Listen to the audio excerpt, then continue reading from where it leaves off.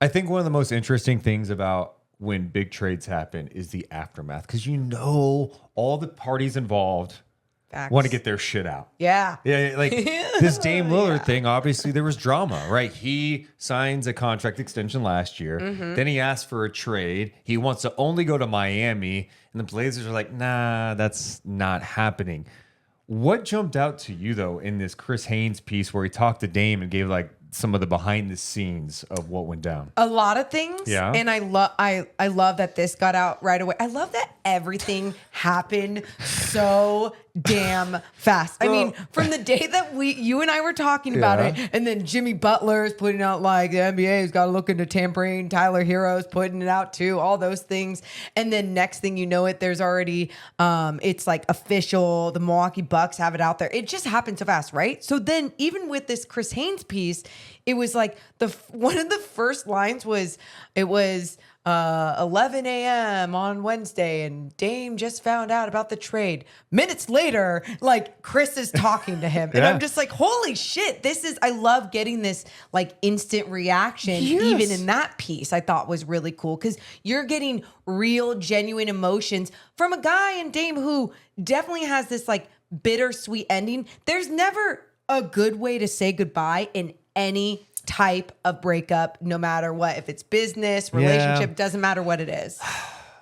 I hear you. Like, breakups aren't easy. No matter ever. what. But like, I read this piece and I know it's Dame's side of the story, but like, I walk away going, Joe Cronin looks really bad here. Am I crazy in this? No. And I think the part that jumped out to me where he looks bad is where like, after it was clear the Miami thing was not happening, they're like, if we are trading you to Miami, we're going to get every possible asset. And I think Dame realized, as mentioned in the piece, like, oh, well, that's not going to happen because Miami's not going to give up Bam Adebayo and all this stuff to get me. They want me to be with Jimmy and Bam. Okay.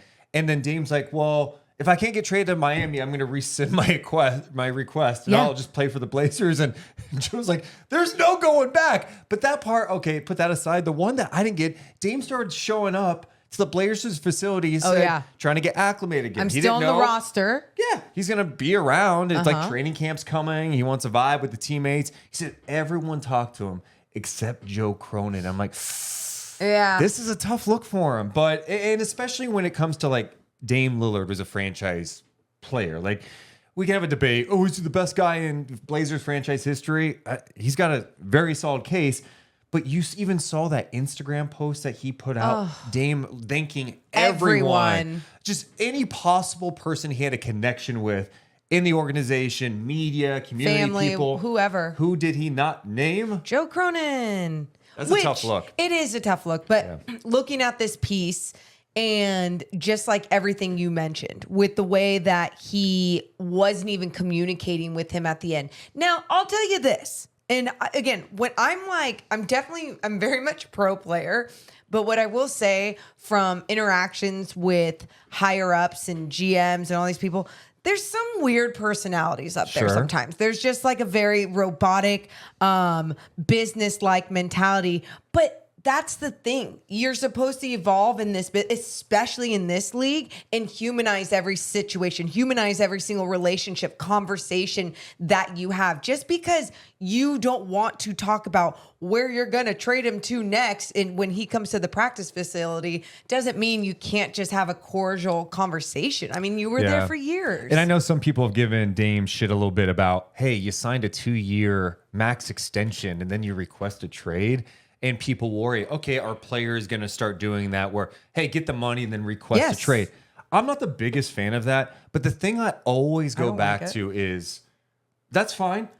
When you sign that extension, the team can trade you whenever they want. Exactly. You know, and we've seen it. Remember when Blake signed the new deal with the Clippers? Oh, I'm a Clipper for life. And then they traded his ass to Detroit. Yeah. And so, like, it's weird how people are so critical of players requesting things when, let's be honest about it. I think Dame put enough warning shots over the years, like, "Hey, give me some pieces. Let's build a winner here. I want to stay. I'm loyal, but without trying to make it public and weird, and like both sides didn't want to be the first to be like, we're requesting a trade. We're going to trade Dame Lillard. We're looking for a trade for Dame Lillard. Nobody wanted to be the first. Nobody wanted to be the bad guy. When really, at the end of the day, like that was just more and more toxic. And so, yeah, the communication part, that's mostly what I took from this. And Yeah. you're exactly right with your point you're making. It's like everyone wants to get mad at the players when they think business, but because these higher ups are business people, when they think business and do something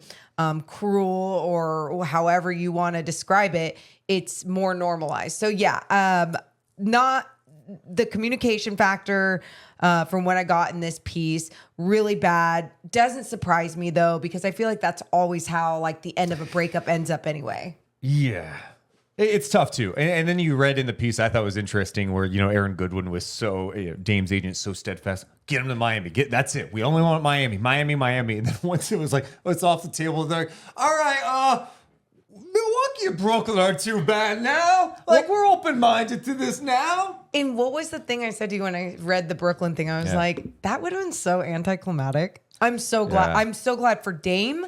I'm glad for the Giannis situation. Even though I don't really care. I don't like when a whole bunch of people pair up, but I just think it's good for basketball when you have some happy star players trying to play together. Now, it could be a complete cluster F and not end up the way that they wanted things to end up. Health, we always know, could be a problem, but I'm saying that because of the track record with Chris Middleton, and things might not work out. But either way, those two are going to be playing basketball, and that's what I'm mostly happy about. I think the other thing, these things obviously get ugly, but what it seems like is the relationship between Dame and the fans has not been fractured, which I love, right? Because sometimes these things happen and then the player comes back and they're booed, right? Like, and he does it just gets not nasty. deserve that. Yeah, right. Remember when Kevin Durant left Oklahoma City for Golden State, and then Yes. OKC fans were relentless with it. They Yeah. felt hurt and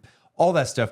I don't know how maybe the Dame's connection with that city is so strong, and I think the way he went about it, even though it was a breakup, Yeah. when he goes back to the Moda Center, dude, he's getting all the love. He's getting a standing ovation. Like, people aren't going to be booing this guy.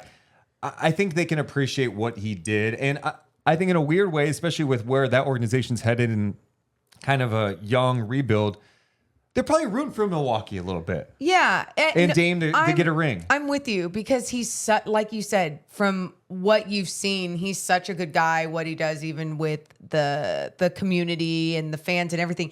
And he even addressed before he had put out that long thank you, don't worry, I'm going to put a statement out, basically not for the casuals though, when he said that. Yeah. I loved it because it's so true. He's like, I don't connect with you. If you're gonna, I've done nothing wrong to you. I've worked my ass off. I've been a good person. I've done everything I've needed to do as a basketball player in this city. And if you don't like a breakup, that's on you. You need to look at your reflection in the mirror. But so one fan base, hopefully cheering him on. But then the other fan base, Milwaukee, I already mentioned that early on, those Lillard jerseys on sale already at the team store. I'm like, did they know?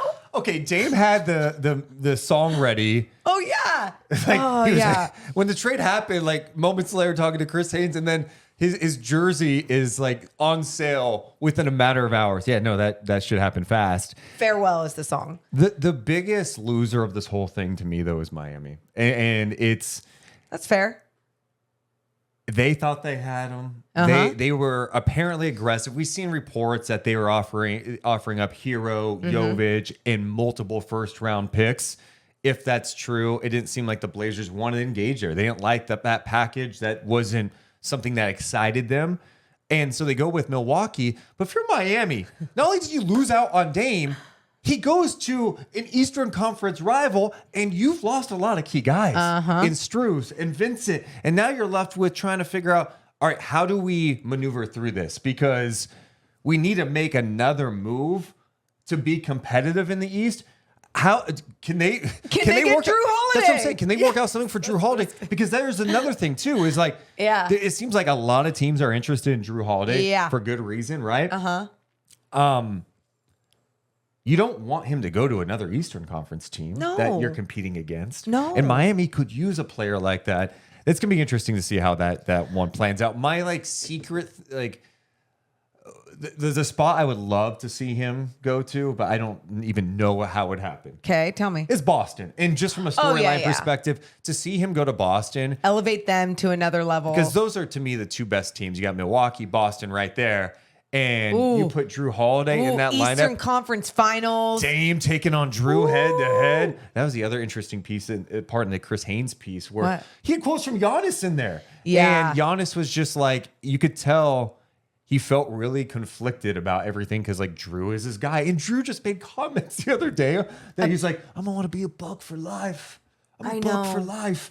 I know. And it's like, why isn't everyone mad at the organization for doing their job and trading a guy that is saying stuff like that? But yeah, it's tough when you have something like that. And I'm totally with you. The intrigue factor, if somehow Boston found a way, I have no idea how that would even work. Bobby Marks was on ESPN the other day talking about like some of his trade tracker things. And he was talking about how New York could be a team. He was mostly looking at salaries and what would make sense. New York could be a team to try and go after Jrue Holiday. And then the other team he had in the West was the Clippers, which I also thought was interesting because then the main thing that we were hearing about, but again, because we're in Northern California, we were hearing about, could the Warriors find a way to get Jrue Holiday? Just get rid of Chris Paul. Everyone's already ready to get rid of Chris Paul. That one, like, to me, and I get it. It's like, well, you use Chris Paul's salary, and you could do this, and then you get Jrue Holiday, and it's like,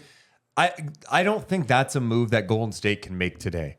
Now, if the season comes and this Chris Paul thing's not working, or they feel like, okay, there's a disconnect, it's not going smoothly, and Drew's on Portland's roster and still, Drew's still there, maybe. But I don't think to me they've invested too much this offseason in bringing Chris into the fold. You know, he's working out with Draymond, texting with Steph and Clay. Building relationships. Like, you have to see that through a little bit, in my opinion, before you make a move like that. That would be crazy. Especially for that. Yeah. Especially assuming that you are trying to sign this guy on for a longer contract. That's the other thing that should be talked about with the Jrue Holiday discussion. He's going to be 34. He makes $38 million this year. He's an option for next year for like 38, 39. He could opt out. Maybe the team trading for him would be interested in a long-term extension. I gotta be honest. As much as I love Jrue Holiday, the guy's a dog. His offense is underrated. I know he's had cold spells too. Yeah, but the guy brings it every single night. I love his game. Can you give a guy a huge contract when he's 34, 35? How do you afford that?